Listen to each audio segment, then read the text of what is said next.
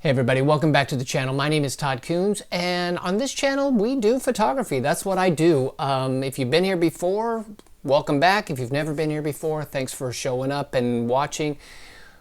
Hopefully I have something that will inspire you, and if you like photography, stick around. We do a lot of neat things here. Today is no exception.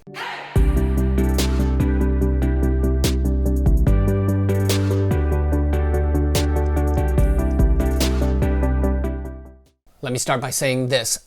I have sold and bought gear throughout my career based on kind of my needs.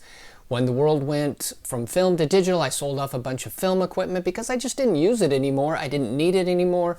And by and large, as I've said this many times on this channel, photography gear is simply a tool to use to make a living. Now, a lot of these tools are really cool. They're kind of fun to use and they're toys in a way. But by and large, my photo gear is just tools. It is a tool to do what I do for a living. And I don't really regret selling gear because if I don't use it, I sell it. It doesn't need to just sit around on my shelf. But there is one piece of gear that I sold many years ago that I regret. Now that one piece of gear is a light meter. Now for years and years and years, I used a handheld light meter, an incident light meter. I used a Hasselblad film camera. It didn't have a meter in it. I needed that handheld meter. I used it all the time. But when the world went digital, I had a very nice meter built into my digital camera, and I found that I just never used that meter. And I was carrying it around in my bag, and at one point I just thought, I don't need it, let's sell it. So I sold it and didn't regret it until I started this channel. And a light meter is an excellent tool to use on a YouTube channel when you're trying to explain what you do in the studio or on location. And so I regretted selling that light meter once I started this channel because it was a little bit harder to explain what I'm doing. However, just recently I found a used light meter, and once again I have a light meter, so I'm super excited about that. We're going to do a photo shoot in the studio today. We're going to use the light meter. This one, usually they have a dome on it. This one is flat. I've never used a flat, whatever you call that thing there. I did look it up. You can buy a replacement dome. I may do that at some point, but for now we're going to do this. What I'm going to do today in the studio, I'm going to shoot some very simple stock photography, some items on a white background, and what we're going to use the meter for is to show how to shoot something on white, but the background also go white. I've done a video like this before without my light meter. I'll try to link to it maybe up in this corner if that works correctly. And it was a little awkward to explain. It's going to be a lot easier today, but we're going to do at least one or two items on a white seamless with a white background. Make sure the background goes white without having to cut it out or do any manipulation afterwards. So yeah, let's get started.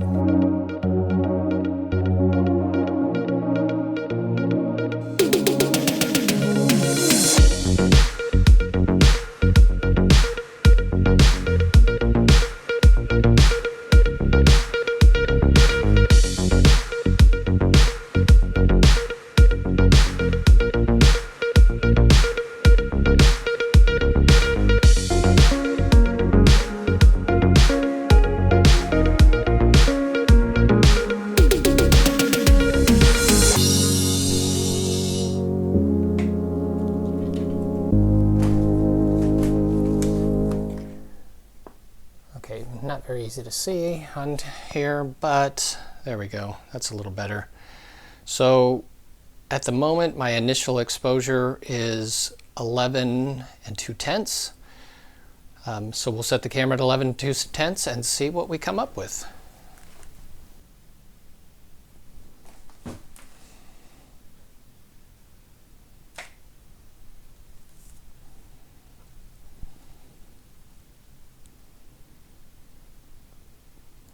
All right, I'd say that's pretty darn close for an initial exposure on the helmet there. It's just a construction helmet. We'll shoot it in a couple different directions. It'll make a very simple, generic stock photograph that could be used a lot of different ways. I may put some fill cards in there to give it a little bit more, and then we'll work on that background because obviously you can see that I've got a white piece of paper back there but it is not going white at the moment. So we'll talk about that here in just a second. Okay, you can see I've added 2 fill cards. Should not change my exposure overall. It will just put some reflections in the side of the helmet.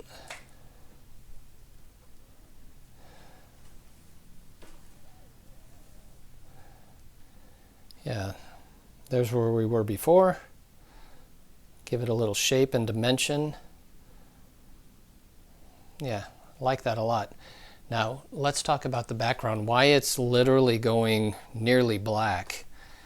And I'll try to explain that here with the meter. That's the handiness of the meter. Let me explain that.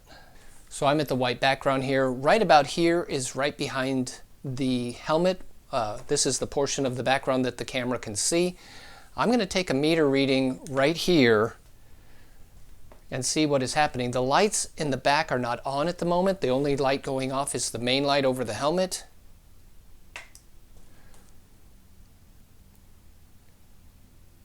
And the meter reading isn't even on the page. So at the helmet, I got a meter reading of just over F11. Here,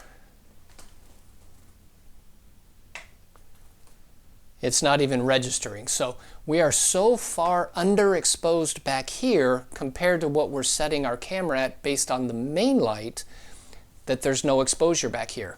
What little light is happening back here is probably just ambient light in the room. Has nothing to do with the flash that's going up. So I'm going to add these 2 background lights, the one that is behind me, and I got one on this side too. And what we're going to do is get an aperture reading that is the same or even a little bit brighter than the main light. So it's just a matter of balancing them out. It's a ratio essentially. So we're going to get a reading back here that's going to read at least F11.5, maybe just a little bit more to assure that this goes white, and we should be good.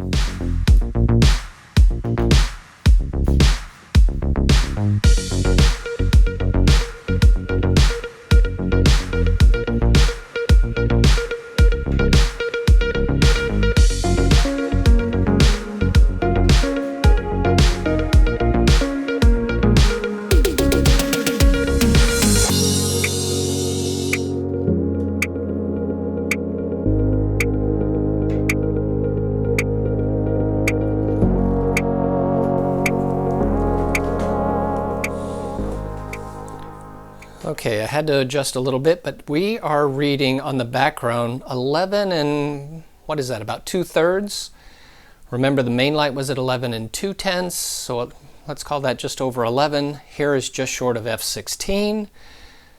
If you've never read an incident meter, those little dashes after the 11, once they get all the way semicircle, it would click to F16. So we're about a half a stop brighter on the background than on the main light, which I think is going to be about right. So let's go take a photo at, we'll leave it still at just over 11, and let's see what we get.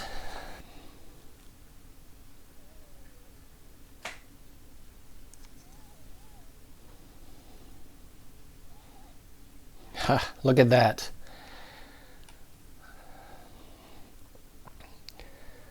There's the first shot, add the fill cards. Second shot. I can barely see that horizon line right there, and to be honest with you, I think it might be a little underexposed on the helmet as I look at the screen here.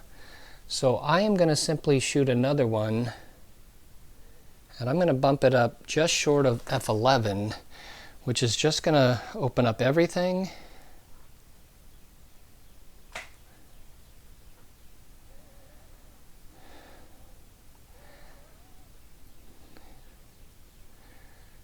Yeah, better. Now the one thing I don't really love, I left that grid in my softbox, and you can certainly see that in the reflection. So I'm going to take that off. That way I'll get a cleaner reflection on the top, which will probably change my exposure a little bit. We'll have to tweak the power coming out of that main light. Keep the balance right, and I'm going to do 2 or 3 shots, just different angles from that helmet. And I don't know if I have any other household items to just throw in. I might try a couple other shots, and wow, amazing to put a meter into it. In literally 3 or 4 shots, we're done.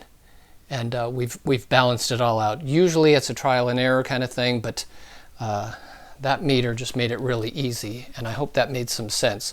Again, meter reading right here, 11.2.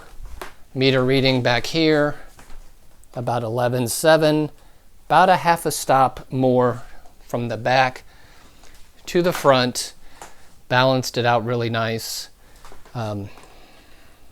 So I'm going to take that honeycomb grid thing, egg carton, whatever they call that.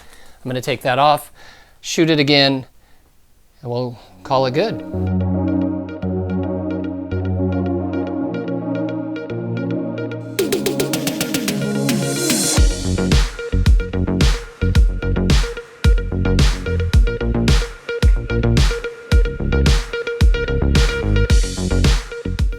Okay, I've taken off the grid from the softbox. I've re-metered. I got it back to 11 1/3 on my main light.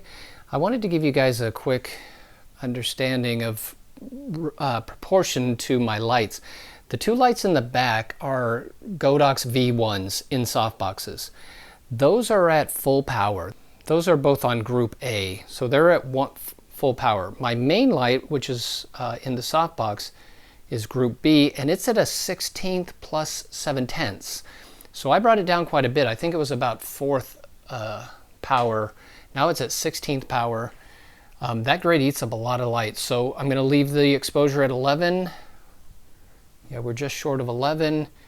Here we go. Let's see how this looks. Yep. So by metering, we stayed true to our exposure. I think that highlight looks a whole lot better here than it did there. I think we're good to go. Now I'm just going to do 2 or 3 angles of this thing, and we'll call this a very successful shoot in a very short period of time.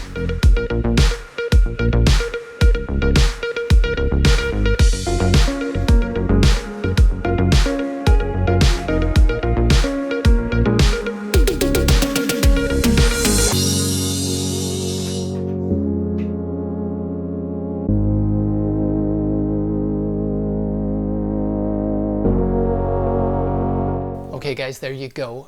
Pretty simple shoot. Haven't used a light meter for years, haven't really needed one because the light meter in my digital camera is pretty decent, and you know, with digital photography you can take 10 shots and make adjustments until you get it right. Back in the film day you were wasting Polaroids or film when you did that, so it was very important to be precise. We always used meters, so it was neat to be back to that old school way of doing things and knowing exactly what my exposure was on my subject, knowing exactly what the exposure was on my background and controlling those ratios. Fantastic. I mean, I probably took less shots in this photo shoot than I would normally do, which is also kind of a neat deal. So yeah, let me know what you guys think. It's nice to have a meter back in the bag, and I hope it explained a little bit better what I'm doing to you if you're not familiar with controlling the lights like that. I'm sure we'll be using the meter a lot in the future, so if you got questions, let me know. If you got comments, let me know. I'd love to hear from you. If you've not subscribed to the channel yet, think about subscribing. We will do a lot more photography, and we got some neat things coming up, I think. I've been super busy. If you can tell, my studio is a mess. We started kind of redoing that. But we got a lot of jobs going on right now, which always gets in the way of this channel. But I got a lot of things planned as far as future videos. And yeah, looking forward to that. Thanks for watching. As always, guys, leave me a thumbs up and leave me a comment. And I will see you in the next video.